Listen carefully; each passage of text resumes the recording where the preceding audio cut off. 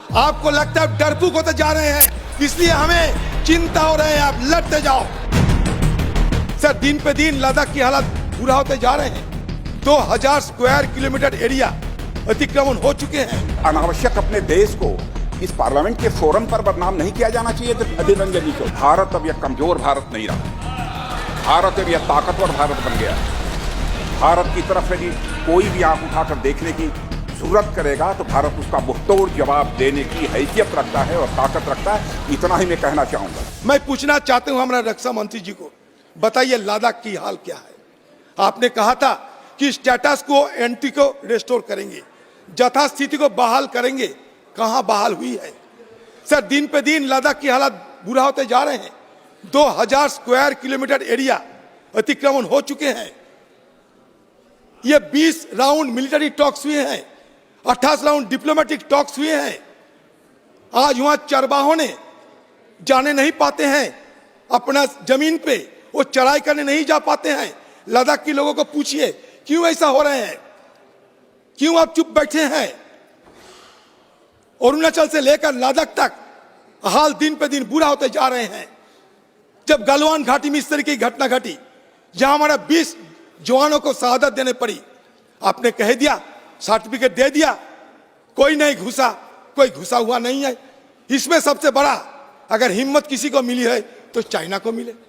आप देखिए, आपकी जमाने के पूरे 2014 से लेकर आज तक एक के बाद एक चाइना पॉलिसी में आप फेलियर और फेलियर अब दर्शाते हैं।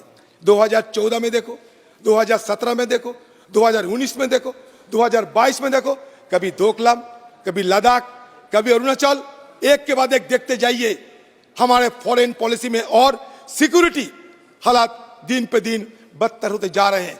आपको ये नहीं सोच आ रहे हैं आज मालदीव में क्या हो रहे हैं? अब मालदीव में क्या हो रहे हैं? इंडिया आउट नारा लगाते हुए एक चुनाव होते हैं, और आपका अजीत डोभाल कहां थे उस समय 1966 में?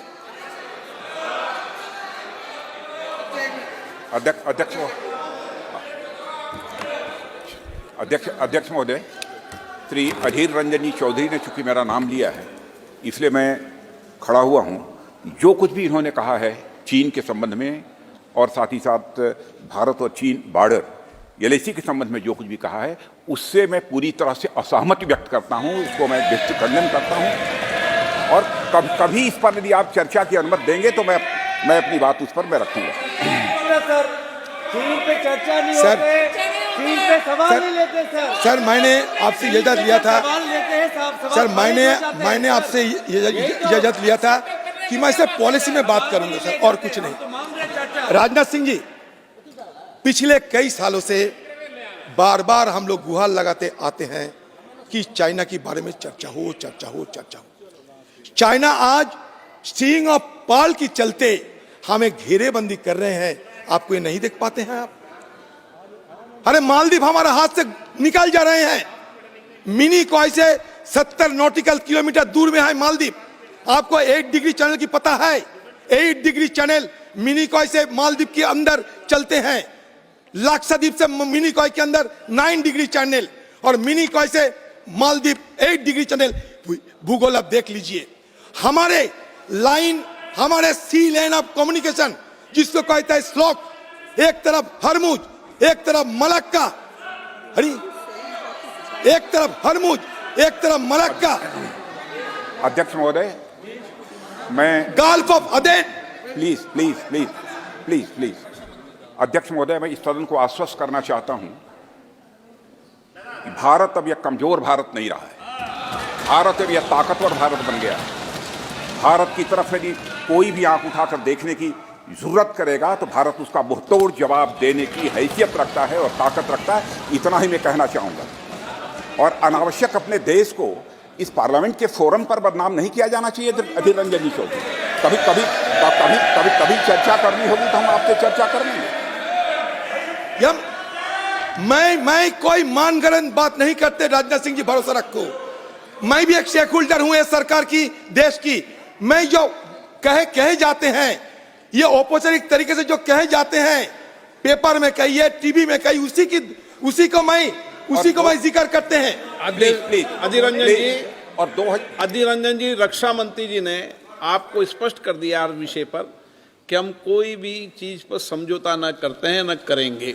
और मैं यह भी अध्यक्ष महोदय यह भी स्पष्ट कर देना चाहता हूं, यदि यहाँ पर भले ही इनकी पार्टी की सरकार होती, कांग्रेस की सरकार होती, यदि देश के मान सम्मान और स्वाभिमान का प्रश्न रहता तो हमारी पार्टी पुरजोर तरीके से साथ खड़ी रही है और आगे भी वह खड़ी रहती। इस तरीके से इस पार्लियामेंट के फोरम पर अपने देश को बदनाम करना, इसका कोई औचित्य नहीं है अध्यक्ष महोदय। इनकी इस अप्रोच को मैं कंडेम करता हूं। सर बोलने तो दीजिए। सर, कांग्रेस पार्टी की तरफ से मैं बड़ी दावे के साथ कहते हूं, मेरा नेत्री यहां मौजूद है, देश की रक्षा के लिए सर एक कांग्रेस पार्टी आपके साथ खड़ा है। आप निश्चित रहिए, आप सब लड़ते जाइए, आप लड़ते नहीं, इसीलिए हम आपको जिक्र करते, लड़ते नहीं हो। आपको लगता है डरपोक होते जा रहे हैं, इसलिए हमें चिंता हो रहे हैं। आप लड़ते जाओ, मैं नहीं, सारे देश आपके साथ खड़ा होंगे।